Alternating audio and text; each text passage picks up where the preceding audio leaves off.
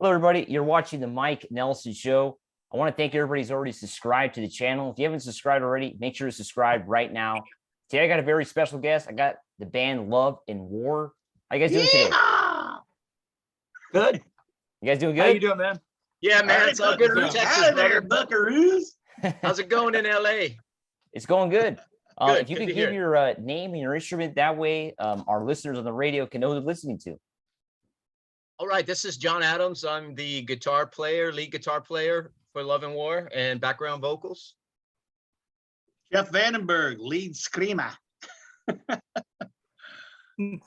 I'm Greg Gill, guitar player and engineer and I guess co-producer on the records. And I'm Donnie Bragg, drums and General Mayhem. All right. So how did the band start out? The band started out in the year 2000 over a reunion from a band that me and Jeff had called Lestat. And basically, you know, we reformed with some old members and everything went so good, Mike, that we had decided to continue the band. And we were looking at band names and we came up with Love and War. And that's pretty much was where it all started. And then after that, 4 years later, Donnie joined the band. And in 2010, Ray Solis, who could not make the Zoom, joined the band.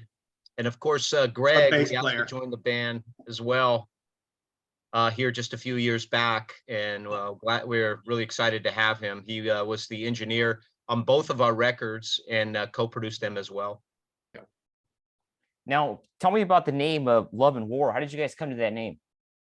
Well, when we were sitting around thinking of names, our bass player said, "Hey, how about War and Peace?" And I'm like, "Nah, man." So I said, "What about Love and War?" And then that's pretty much all it was. It's stuck. Yeah. Now, what kind of you know, I listened to your newest release, Edge of the World. What kind of a genre would you guys consider yourselves as? Melodic hard rock. We think that our music, and this will be my opinion real quick, you know, dates back from old 70s rock and roll is where I get a lot of my inspiration from bands, you know, like UFO, Scorpions, Thin Lizzy, you know, Rainbow, stuff like that. Next. I guess my opinion. My opinion is a little bit more like ahead, Mike. classic metal, I guess, you know. Yeah. Yeah, I think we got a little bit of that European vibe to us too. I mean, we're all big Judas Priest, Iron Maiden, you know, TNT. yeah, all that kind of stuff. Now, talk to me about your latest release, Edge of the World. When did you guys write this album, and how was it like making that album? Well, most of that material was written probably in the few years before the release. Some of them go back a little bit further. Some of them were kind of written really close to the recording itself. And we went in and recorded it. We were in there for, hell, I don't know, about 2.5 years, guys, pretty much almost 3 years by the time we had it all mixed down and mastered and everything. It took us a while. We were Def freaking Leopard on that one, but a lot of it had to do with the distance between us. We were recording in Missouri and we all live in Texas, so we had to go on everybody's schedule. I mean, there would be months at a time that would go by. We couldn't get anything done.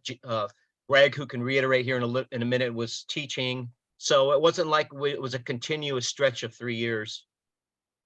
Greg? Yeah, I was an elementary school music teacher for a few years, and so it was hard for me to travel. And when they had asked me if I would like to do the record, I said, "Man, I'd love to, but it's going to be hard." And John and the guys said, "Man, we'd come up there and record." I live in Missouri, and they're in Houston, Texas, my former home, and they would make the trips up here, either fly up here or drive up here quite a bit. And John is still doing that, actually. So it's awesome to have a little bit of Houston here for me. So but yeah, it was a long process, but it wasn't like every single day, every single night, you know. It was over weekends and you know, sporadically. But man, it was awesome. It was really awesome. Yeah, we actually just it kind of became a second home to us. We really fell in love with the people there.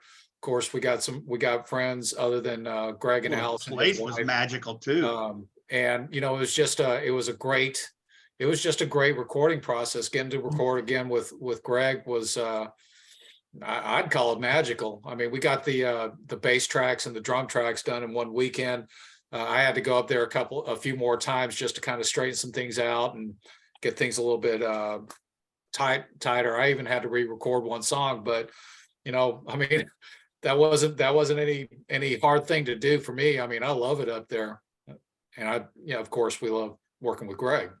Well, Greg he got the recording studio set up in a place called the Abbey on 70 acres of this gorgeous property. And the place looks kind of haunted. It was a makeshift hospital during the Civil War. It's 150 years old. It's got a cathedral built onto it. It's a really cool place. And the vibe there was just badass. So it was fun recording there as well as hanging with Greg, and the process was awesome.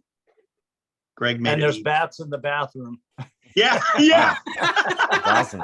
Yeah, when the bathroom is working. Greg took us down into the basement of the place, and I got this creepy vibe automatically. My face started feeling creepy crawly, and he told me later that this was the morgue during the Civil War. This is where they put the bodies, and I was like, oh man, no wonder I felt creeped out. Yeah, and we also went up into the dormitory, which at one time it served as a hospital for the Civil War, and I think it was a Catholic schoolgirls dormitory or something like that. I think it was a Catholic school at one time, and we went walking through there, late at night one time with our lights Did from our own phones ghost on. tours. Yeah, we were freaking each other out the whole time. This is in Houston. No, this is was in in Missouri. This is In Missouri. Missouri. Okay, wow. I didn't Arcadia know they had Valley, bats in Missouri Missouri. too. Wow. Arcadia Valley, Missouri. Yeah, the place is haunted. It has a history, and it's called the Abbey. It has a church attached to it as well, because it used to be an old Catholic facility and Catholic school. And sometimes the residents, they hear singing in the church at night, and they Wow. rush down there. And there's nobody there. Yeah. The graveyard out there is with tombstones from the nuns from the 18 and 1700s. It's pretty trippy. Wow. And what would be some of the highlights from the album, like tracks that you guys really like from Edge of the World? Oh man. Wow. I mean, for All of me, them. a couple of my favorites are We All Fall Down and the title track. And then I really enjoy Final Destination. So Mhm. as far as the recording process, I think after I heard Final Destination, Greg, you can probably relate. I think I sat there and I had tears rolling down my eyes You because did. it was just, I think it was one of the last songs we did, and it was just kind of a release. The harmonizing guitars, it's got a Schenker vibe to it. And John Yeah. Greg did a great job on that. I think It we was froze up. amazing. Now, what are some of the lyrical themes you guys try to touch on? Who writes most of the lyrics for the band? Well, that would be me and John, but mostly me, I think. And what do you guys what do you guys like to write about? If you can explain to your fans. Love, war. Outside of love and war. And anything else? Just life experiences. Okay. All right. Now, you guys, of course, are based in Houston. How's it like, being based out there in Houston? Of course, you mentioned you had to record this in Missouri, but you guys are based out in Texas, right? So how's the scene out there in Houston right now? Got a great metal scene here. We had a local promoter here that really we had the honor of doing a lot of shows with, and unfortunately he passed away. But the scene here it's really good. I mean, it's not as big as it used to be. The tribute band thing is huge, like it is everywhere. But the scene that is here, there are some good metal bands, some good original bands going around. We got a show coming up with Tom Kiefer Wow. Yeah. in July. Yeah, John Karavi's going to be on the bill too. And what day is that? You guys have a set date for that? It's July July 28th. 28th. 28. Yeah. And that's going to be in Houston? Yeah, It is, yeah. Rise at Roof- Rise at the- Rooftop. Rise Rooftop. Yeah. All right. We just had a show with who was all in that? Who was that? That was It was Stephen Piercy and Stephen Piercy. There you go. and also Slaughter was on the bill too. That was Wow. our last That real was- show. And That was just except last couple year, months ago. Yeah. Wow. Any other shows you guys can promote outside of the July 28th show? We're trying to do a show. We're trying to get it together as we speak on the 21st of July. it's my birth. Usually once a year we have what we call a birthday bash, with me and a friend of mine. I'm in another band with a bass player. So we're trying to put something together for that. That's July the 21st. And that'll be Love and War and a couple other bands, and we'll have to see what happens. But that's pretty much what's on the books right now. Now, if I could go through each band member and they could talk about why they picked up their instrument, I like to do that with the bands that I interview. If everybody could kind of give their story and why they picked up the instrument they play. I'll start first. Yeah, for me, I was 12 years old, and one of my older brothers played "Force It" by UFO, and I heard Michael Schenker play guitar, and something clicked into me. I was like, "Wow, I want to play guitar." So he was my inspiration, and that's pretty much what happened for me and why I started playing. Anybody else? I actually wanted to be a drummer at first. Wow. For years when I was a kid, I used to play a big bass drum, and I used to drive my neighbors crazy. But over the years, I just started singing. I was some of the other bands that I was in. They were like, "A singer's supposed to write," and then I bought a PA system, so I was a singer with a PA. So that was kind of Who were some of your influences, Jeff? Led Zeppelin for sure, Van Halen, David Lee Roth. Not so much for his showmanship, more than his voice, really. Definitely Led Zeppelin. Actually, I love Steve Walsh, the singer for Kansas. Oh, yeah. I think his Legend. voice is amazing. People like that. For sure. Mine, I think my earliest guitar hero was probably Randy Rhoads, back, 1980, 81, that era. I got to see Randy before he passed away with Ozzy, and that Wow. was pretty awesome. And that was my earliest, I think. But before that then I was listening to Boston and Black Sabbath. And I remember my first chunkin' I heard that I remember as a kid, it was Bachman Turner Overdrive. Wow. Try to let it ride. Oh, I was yeah. like, what is that? How do you do that? I had no idea what it was, but gosh, Randy- it affected me. Yeah. Randy Bachman definitely was a tone king. For me, I think I always wanted to be a drummer.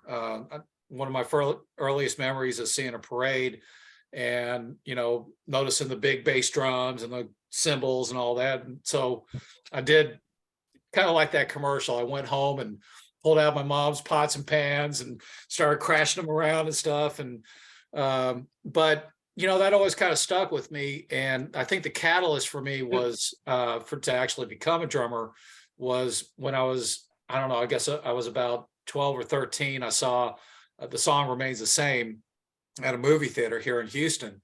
And I saw, of course, there's the legendary Moby Dick drum solo from that movie. And within a year, I was begging my mom to buy me a drum set, please. And, my parents, not my mom so much, but my dad, he said, he'll play those for about 3 months. And, then It's a fad. yeah, Yeah. it's a fad. So you know what? Guess what, Dad?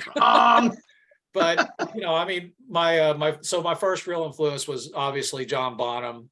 Then of course the GOAT, Neil Peart. Not so much. I don't play so much like him, but definitely his style was very, very inspiring to watch and listen to and everything. So. Now, where can people find your music, or where can they find you on social media? Where do you guys promote the band mainly? You can find our music streaming on every major streaming service. If it's out there, our music is on it. I guarantee you. We run with a distribution company, and they keep all of our stuff on it. Social media, of course, Facebook. We have an Instagram account. Also, you can find us and hear our music on Reverb Nation. We do have a website which you can find the web address to on our Facebook page. So that's pretty much it for now. All right. I want to thank you guys for coming to the show today. It was great talking to you. Great. Thank you for having us. Yeah, Appreciate thanks you, Remember, for stay brother. heavy, everybody. Stay heavy. All right, you too, man.